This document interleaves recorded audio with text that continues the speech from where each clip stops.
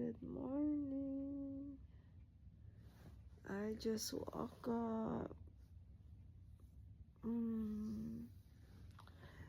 Kagigising lang. Time check. It's what time is it now? It's almost 9:30. Nagising ako kanina umaga. Every day kasi Monday to Friday we have our 6 o'clock devotion. Then pag day off ko talagang after devotion, prayer, natutulog ako. I go back to sleep. And then it's 9:30 na. Ang ganda ng araw. So bright. Praise God. God is good. Good morning po sa inyo lahat. It's Monday today and whatever I'm going to do today, just trust in the Lord with all my heart. Yan yung sabi sa Proverbs 3:5-6, right? So, yeah, trust in the Lord with all your heart and lean not on your own understanding. In all your ways acknowledge Him. He will direct your path. That's what He says.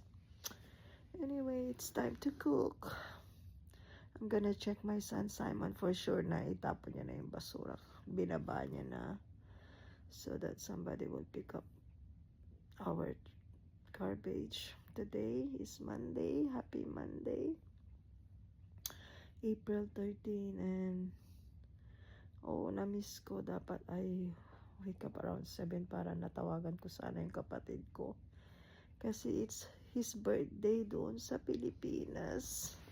Pero ngayon birthday niya today. It's April 13. So, anyway, I have to get up and see what I'm going to prepare for our breakfast.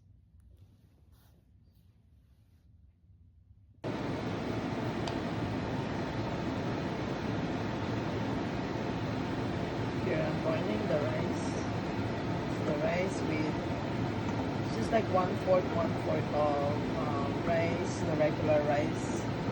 It's the jasmine rice and the glutinous rice. So yeah, I'm boiling it right now. Then I'm gonna put this dark brown sugar, just only almost 1/4 because I'm not a sugar person. And I have the black cocoa, but the black cocoa is just like probably just maybe 2 tablespoons only to put in here. And what I'm gonna do is I'm going to add this sugar now, the brown sugar.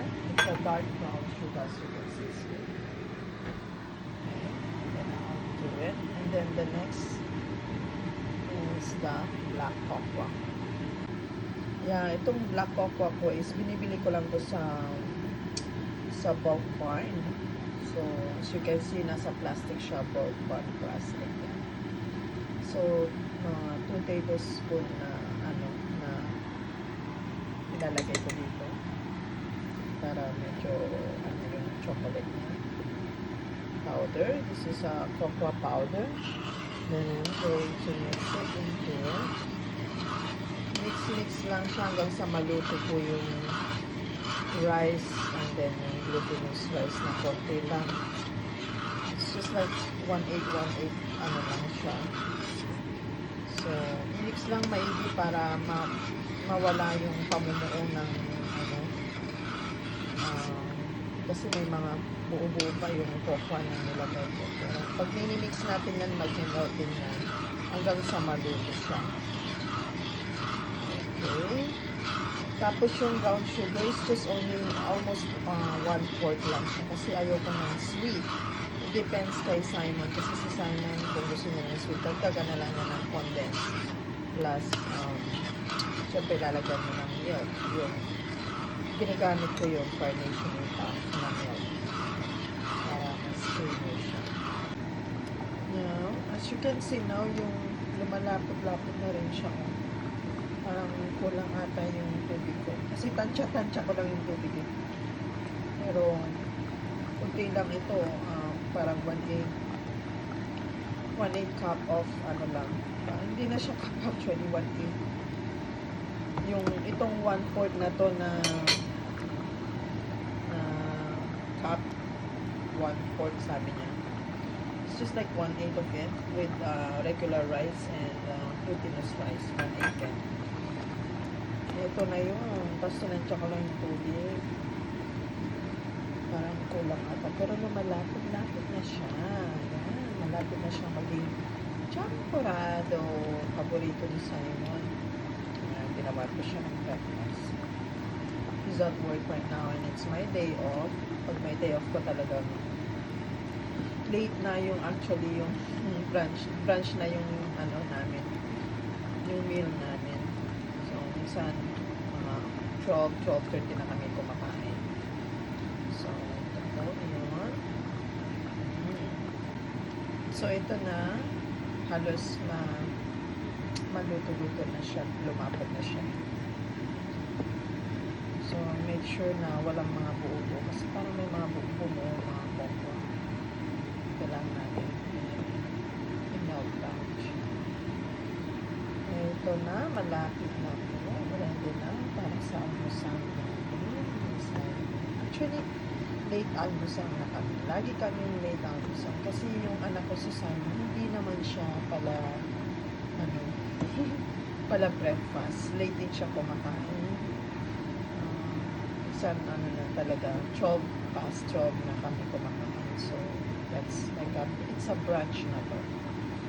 So, konti lang niluto ko because just for only 2 of us.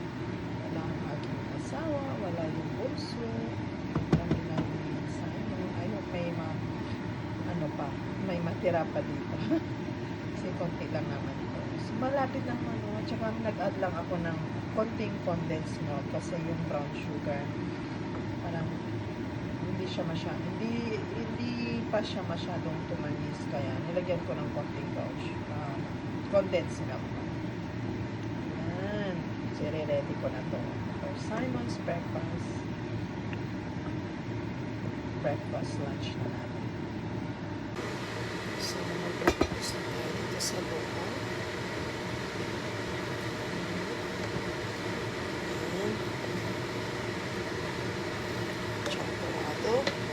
Homemade champurrado. Tapos nilalagyan ko po siya ng traditional pa.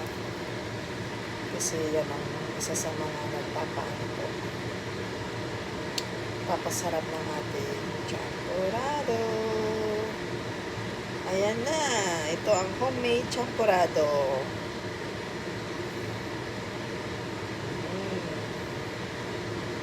Dapat generous daw milk. Kasi paborito yan isa. Eto na, isa-serve na natin kay Simon.